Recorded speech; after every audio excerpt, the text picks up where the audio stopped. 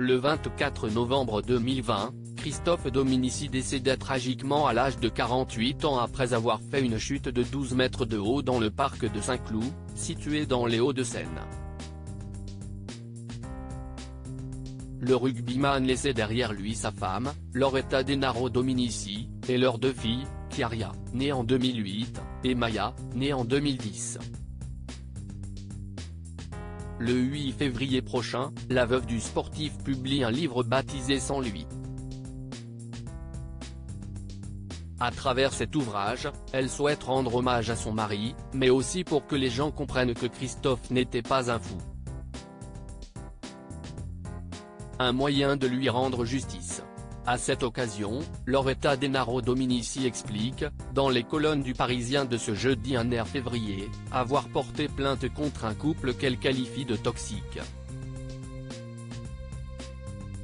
Il s'agit de Samir Benrondane et de son épouse Nadia. Car, avant de mourir, Christophe Dominici souhaitait racheter le club de Béziers. Pour ce faire, le joueur de rugby s'était donc associé à ce couple qui l'aurait manipulé.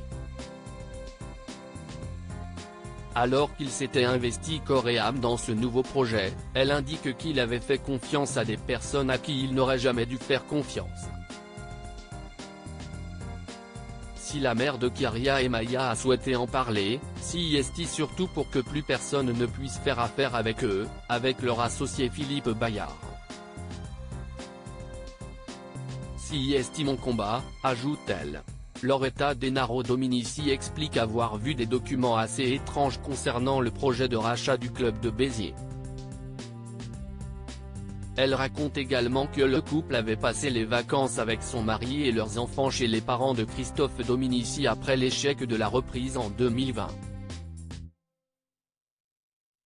Pour des multimillionnaires, c'est assez étrange, souligne-t-elle. Ils disent qu'ils veulent rencontrer la famille de Christophe. Ils disent que ce n'est pas fini, que le club, ils vont le reprendre quand même. Et, pour faire avaler cette pilule, ils font signer à Christophe un contrat dans une soi-disant société pétrolière. Même moi, qui n'ai pas de compétences juridiques, je voyais que ça faisait vraiment mytho.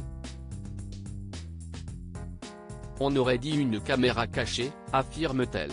Loretta Denaro Dominici était aussi présente lors du dernier coup de fil de son époux avec les Benrondane. Il a eu d'abord Nadia, puis Samir, se souvient-elle. Christophe s'est fait engueuler. Je l'ai toujours vu réagir, et pas là.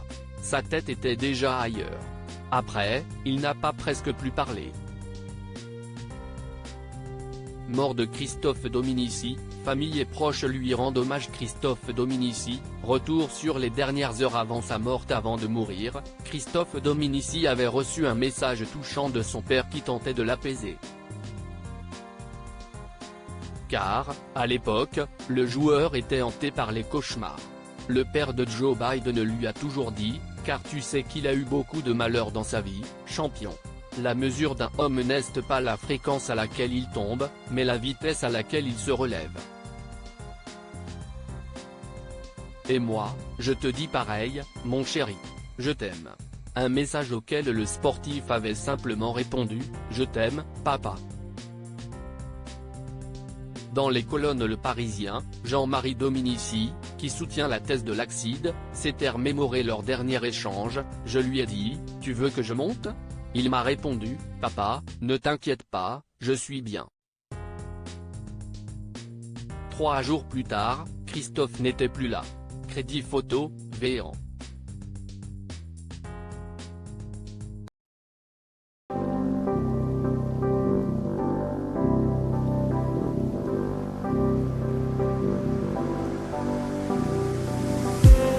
I just need